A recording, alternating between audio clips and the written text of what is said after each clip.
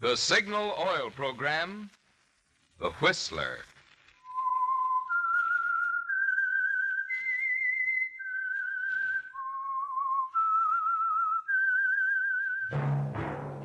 That whistle is your signal for the Signal Oil Program, The Whistler.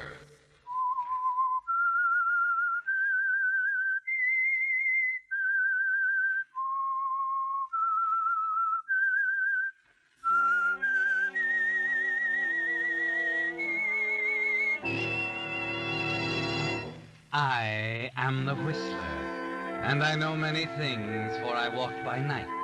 I know many strange tales, hidden in the hearts of men and women who have stepped into the shadows. Yes, I know the nameless terrors of which they dare not speak. Yes, friends, it's time for the Signal Oil Program, The Whistler. Rated by independent research, the most popular West Coast program in radio history. In gasoline, you know, it takes extra quality to give you extra mileage. And Signal is the famous Go Farther gasoline. So look for the Signal circle sign in yellow and black that identifies friendly dealer-owned Signal service stations from Canada to Mexico. And now the Whistler's strange story. Backlash.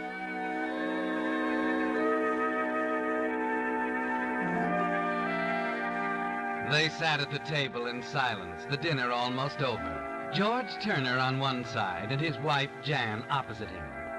George could feel the tension between them growing from the moment Jan's Aunt Irene had excused herself to take the telephone call. It was a difficult situation. George had always hated Aunt Irene with all his heart. Only the housing shortage and the prospect of rent-free lodging had induced George to bring Jan to Irene's home and humbly ask permission to stay there. Of course, it was difficult for a man like George to be humble under any circumstances, and by now he was telling himself that it would be the greatest of all possible pleasures to kill Aunt Irene with his bare hands. The muffled sound of her voice was still coming from the next room when George looked up from his tapioca pudding to find Jan watching him quietly. George. What? Well, I don't quite know how to say this, darling. Go ahead and say it. This is Jump on George night, haven't you heard? No one's jumping on you, George. I just wish you'd try to understand. Uncle David means a great deal to me, you know, and... So what? What do you owe Uncle David? What's he ever done for you? Oh, is that the only standard you ever judge people by? What they've done for you? The point is that Uncle David's sick, and I feel that it's right to go to him. You mean Aunt Irene feels that it's right? It was her idea in the first place. Why not admit it? It was my idea, too, George. Now, listen to me, Jan. This is no time for you to travel 3,000 miles across the country to visit an ailing uncle. And don't give me that drivel about owing it to him. Unfortunately, it's not a matter of loyalty, it's a matter of geography. Is that clear? Yes, George. I suppose it is. Do you mind passing me that? Thank you. Well, Aunt Irene? It was Uncle David's position, Jan, long distance. He says it's only a matter of days now. Thank heaven. Oh, George. At least we'll have something new to talk about at dinner. George Turner... Aunt Irene, please. Well, I wonder what Uncle David thinks. He's always thought the world and all of you, Jan. Why, please, Aunt Irene. I'd rather not talk about it now. Of course, dear. I know how disappointed you must be. After all, Uncle David... Irene, will you forget Uncle David? I will not, George Turner, and don't you dare use that tone of voice on me. This is my house. Good Lord, you have to throw that in my face every night at dinner? Oh, you're just like your brother, aren't you? You look enough alike to be twins, and what's worse, you're cut from the same cloth. Oh, Aunt Irene. Don't stop her, Jan. Don't stop her. She loves it. Like a kid sticking a pin through a bug. Your brother Ed's a criminal. I put him where he belongs. Sure, Ed's a criminal. He belongs in prison, but that's not the point. The really horrible part is the morbid delight that showed on your face, dear Aunt Irene, the day you took the stand and sent him up. Everything I testified was true. Yes, but the only thing that never came out was your reason. You thought if Ed went up, I'd be ruined, and Jan would leave me. Stop it, George. Oh, no, let's have it all out on the table. You testified against Ed, hoping it would get Jan away from me. You let us come to live here so you'd have a better chance to get Jan away from me. Now you wanted to go 3,000 miles across the country just so you can get her away from me. That's not true. Not a word of it. But by heaven, you've given me an idea. If I thought I could save Jan from the misery you'll bring down on her head, I'd... So at last it comes out. Well, go ahead, Irene. Do your darndest. But I'll warn you in advance, it won't work. It won't work because my brother Ed and I are cut from the same cloth. Remember?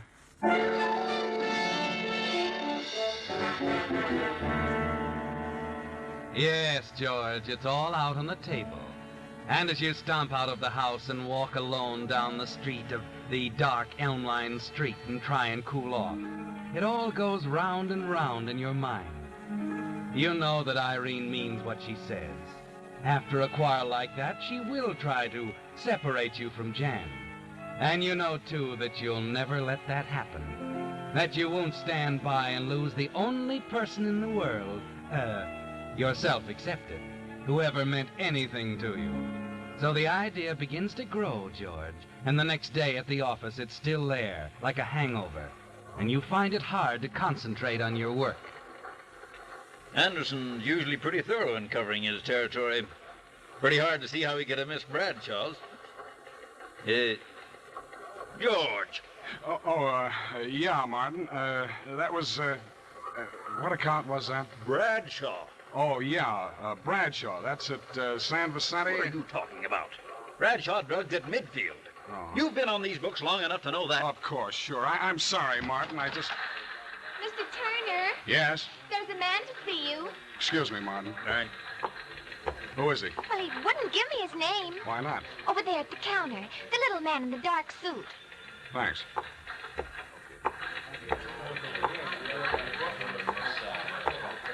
Yes, sir? You're George Turner? That's right. I, ran across a little item I thought you might be interested in. 50-cent piece with a hole in it. What? Where? Seen it before? Where did you get it? A friend. That's all? Just this? A note comes with it. Want to take a look? Let me see it, quick. Take it easy. The dame over there's looking at us. Here. If you want to meet somebody, mission brother, fathers. You, interested? Yeah. Yeah, I'm interested. Good. Room 238, Franklin Hotel. 10 tomorrow morning. He picks up the note and leaves, pausing a moment at the office door to toss you a wink. And you look again at the 50-cent piece with a hole in it. It's like a magic charm, isn't it, George? The minute you saw it, the dull ache inside you vanished. Aunt Irene, the crisis, Jan's trip west. It was all unimportant after all, wasn't it? Yes, that 50-cent piece is going to make everything so simple.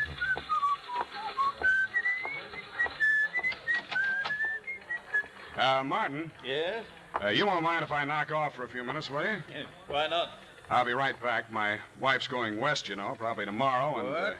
I thought you talked her out of it. Oh, not a chance. It's her favorite uncle and all that. I want to pick up a corsage for her at the florist. And another thing, Martin, where was that place you bought the candy the other day? That was the best candy I ever tasted. Oh, Valentine's on 8th Street. Oh, yeah. Great. I want to get a box for Aunt Irene.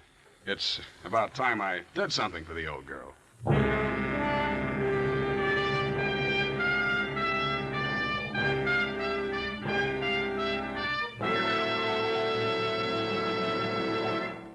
With the prologue of Backlash, the Signal Oil Company brings you another strange story by The Whistler.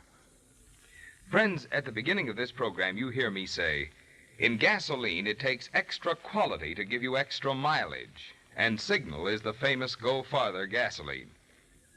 But just what does Signal mean by that word quality?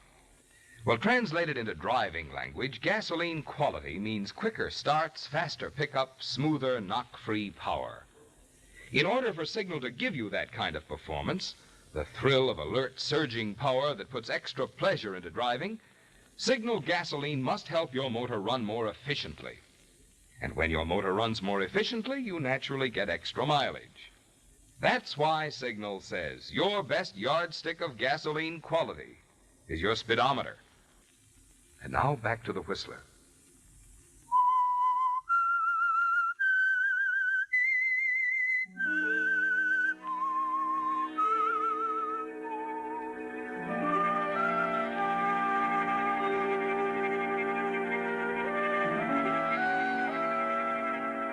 It was an amazing thing, wasn't it, George?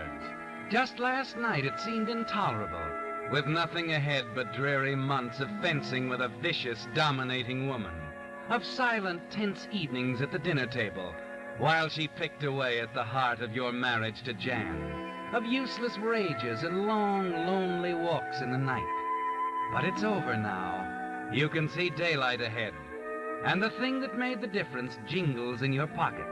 The 50-cent piece with a hole in it that the furtive little man left with you this afternoon. You arrive home on schedule, a box of chocolates and Jan's corsage held playfully behind your back. Anybody home? Jan? Aunt Irene? Oh, there you are. Good evening, George. Oh, hello, Aunt Irene. Where's Jan? She'll be down in a minute. Close the door. It's drafty. I've something to tell you, George. Great. I'm listening. I had a long talk with Jan today. Oh? We decided, we, mind you, not I, that you're entirely unfair about the trip. I see. George, Jan is leaving tomorrow to visit Uncle David, and nothing you will say will change her mind. Is that clear? Of course. Well, is that all you're going to say? I think it's a wonderful idea. The trip will do her good. George, I want you to try and understand, darling. Understand? What's there to understand? Well, you see, Aunt Irene decided... I just told him. Oh? Well, George, you see, He thinks it's a fine idea. What? Of course, dear. I know when I'm wrong. Fella can't be right all the time, can he? George, what in the... Wait a minute. What are you hiding behind your back? Peace offering. For you, darling. Oh, a corsage. Well, after all, my wife's going to travel in style. What is this, George? And for you, Aunt Irene, a box of chocolates. Tell me, what have you got in the back of your head now? It's very simple, Aunt Irene. I know I said some intolerable things last night, and I'm sorry. I've thought it over very carefully and decided you were completely right. It's unfair of me to keep Jan from making the trip. That's all. You expect me to believe that? I've been wrong about a lot of things, Aunt Irene. I want to change now. I hope you'll try and understand when I tell you it's going to be different from now on. Oh, George, it's wonderful. When are you leaving, Jan? Tomorrow morning at 10:30. Oh. You'll forgive me if I don't see you off. Of course, George. And Irene will drive me to the station. Well, thanks, dear. You see, I have a very important appointment at 10 o'clock.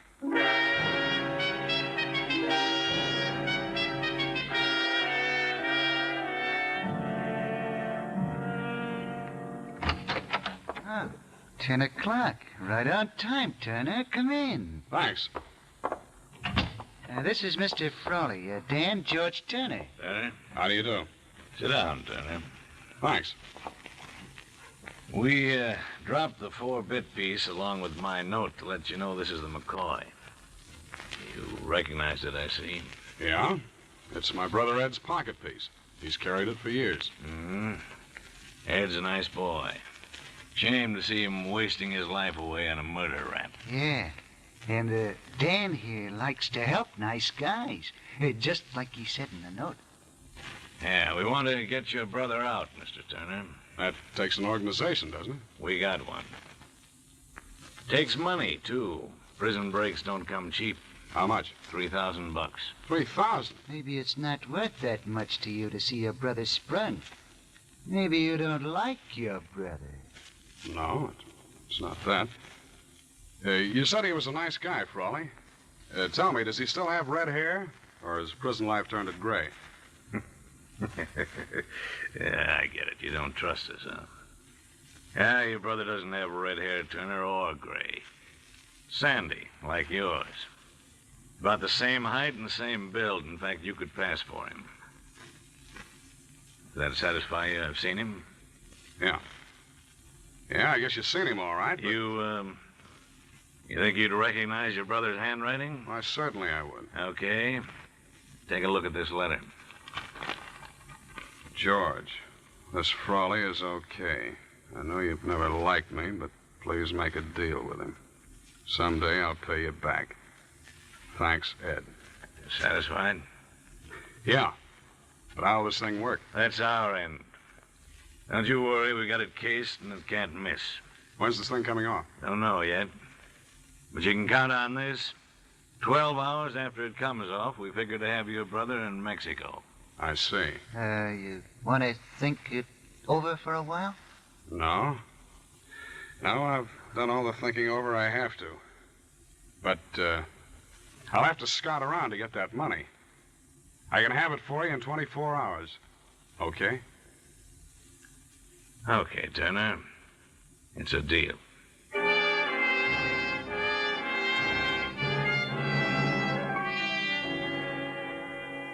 Yes, George, it's a deal. A completely new deal for you. Because for once in your life, you hold a hand that's all aces. And as you go about raising the necessary $3,000, using your wife's trip as an excuse, you plan exactly how you'll play your cards. With Jan safely on her way to California. The next day, you manage to get the money to Frawley. Then, after 3 days of anxiously watching the newspapers, you're driving home from work with your next-door neighbor, Mr. Cameron, the car radio playing softly as the two of you talk. Ah, well, I'm always glad when we're out of that traffic. Oh, yes. You know, I was reading an article on that, George. Some psychologists claim that half our nervousness is due to the increased traffic since the war. Yes, I read that. They blamed the other half on living with relatives. Why, yes, so they did. Well, of course, it's a lot of foolishness with some people. Your case, for instance. Your wife's Aunt Irene is a fine woman, George. She's all right. Sometimes I don't think you understand her exactly. You know, we think a good deal of her down at the garden club. Well, she may be fine at the garden club. Now, wait a minute, George, before you say anything against Let's Irene. skip it. I don't want to talk about her anymore. George, This is Don Daly with a special item. Let's catch this, huh? In a daring daylight break, 3 prisoners escaped from the state penitentiary this morning, killing 1 guard and wounding 3 others. What? 2 of the fugitives have already been taken into custody by the swift work of state and county officers. The 3rd, however, is still at large. This man is Edward Turner, 37, a life-term killer. Turner is said to be armed and dangerous. He is thought to be... I am sorry, George. That's your brother, isn't it? Yes. I guess I better hurry up and get home. There may be some calls or something.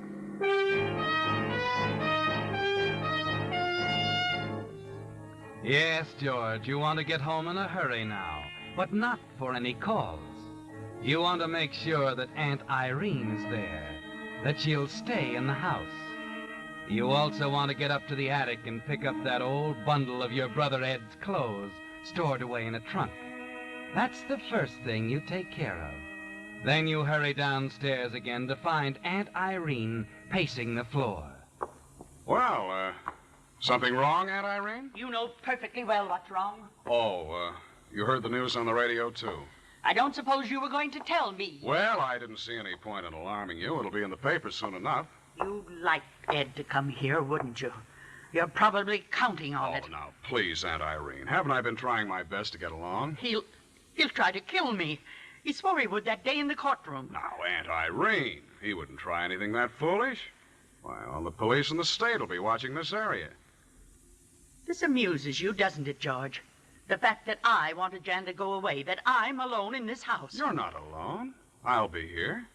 And if it'll make you feel any better, I'll phone my friend Lieutenant Andrews. I'll tell him you want police protection. You'd really do that for me, George? Why, sure. So, just take it easy, Aunt Irene. Everything's going to be perfectly all right.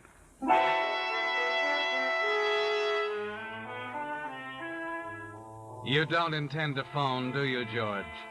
You get Irene to go to her room, and then you sneak down to your car in the alley where you left it. You toss the bundle of clothes into the back and drive to a secluded spot at the edge of town. It doesn't take long to change from your suit into the old one of Ed's. And a bit of dirt rubbed on your face makes the disguise more perfect. You're thinner than Ed, yes, but even Frawley remarked how much you look alike. Back in town, you run the car into an alley, cut the lights, and walk the few short blocks to Grinelli's Bar, a place that has changed very little since the days when Ed used to hang around it. This is an important step, George. You must establish Ed's presence in town.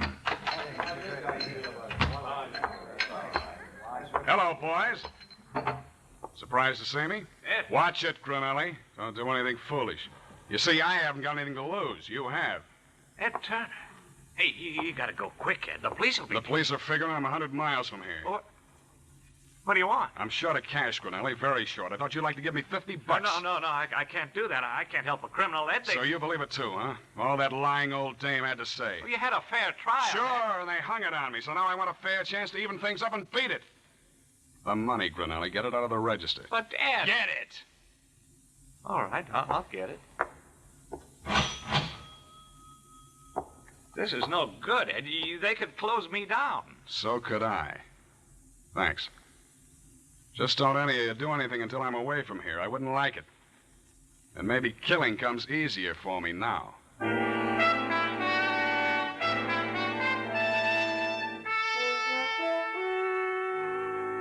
It wasn't easy, George. But you know as you hurry back to your car that there were 4 people in that bar who will swear Ed Turner was in town tonight, at large. 5 minutes later, you pull into a service station, change clothes in the washroom, and scrub the dirt from your face. No one pays any attention as you toss the little bundle of Ed's clothes in the back of a truck which is pulled in for gas. The next thing is your alibi, just in case something should go wrong. You drive over to the theater in your own neighborhood. The picture is one you saw a week ago on a business trip.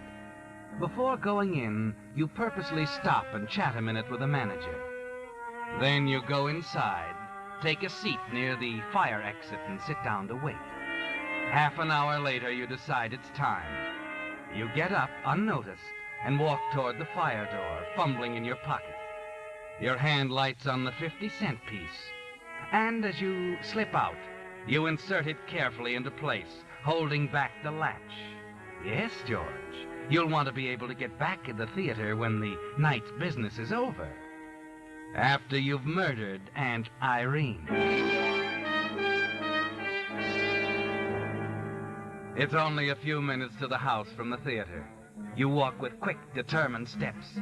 This part won't be difficult, will it, George? No. You can't wait to walk in on her.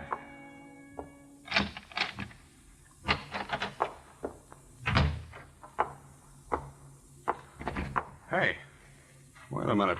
Hello, George. What's the matter, Lieutenant Andrews? A little late to be getting home from work, isn't it? What? Oh, no, I was home before. I just went out for a little walk. What brought you back, George?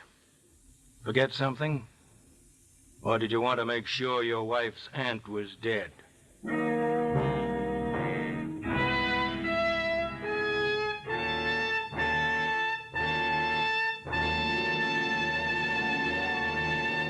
The Whistler will return in just a moment with a strange ending to tonight's story. Meantime, since this is spring, the season when a young man's thoughts turn to love, and also to oil changes, if he has a car, I'd like to say a word tonight on both subjects. Love, that is, and oil changes. If you really love your car and want to keep it young, happy, and purring with contentment, make this spring's oil change a change for the better. In short, make it a change to that amazing new type Signal lubricant that's your guarantee of a sweeter running motor, Signal Premium Motor Oil. And the place to get it? Your friendly neighborhood Signal service station. And now back to the Whistler.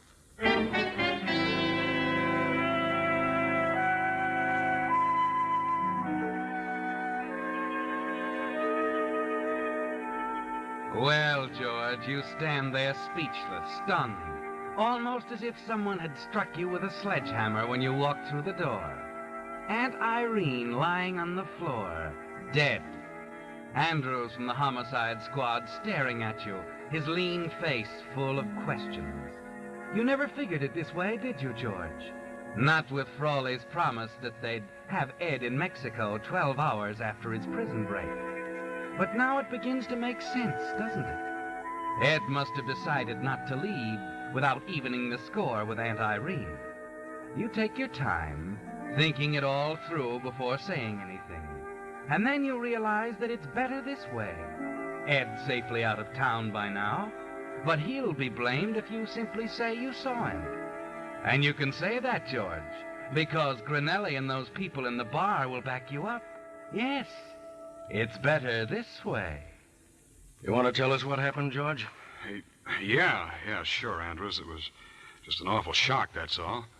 I guess it's pretty simple. My brother, Ed, he was in town this evening. You talked to him? No, I saw him, though. I don't think there could be any mistake. And, of course, you know how he felt about Aunt Irene. Yeah, we know. Only we're more interested in how you felt about her, George. What do you mean? Mr. Cameron here says you hated her enough to kill her. Wait a minute. You're not accusing me That's exactly what I'm doing. Yes, only last week at the garden club. Irene was... You've told us all that, Mr. Cameron. All right, so we did quarrel, so I hated her, but that doesn't mean I killed her. He's lying, Lieutenant. I heard her scream. I heard him run out of the house. It was my brother. It must have been my brother. He swore he'd kill her. You've got to find him. He's on his way to Mexico. He's on his way, all right. But not to Mexico. He was killed less than an hour ago in a running battle with the police. That doesn't make any difference. I tell you, he came here. George. We know you're lying. You see, 4 witnesses are ready to swear that at the exact moment of the murder, your brother was downtown in Grinelli's bar.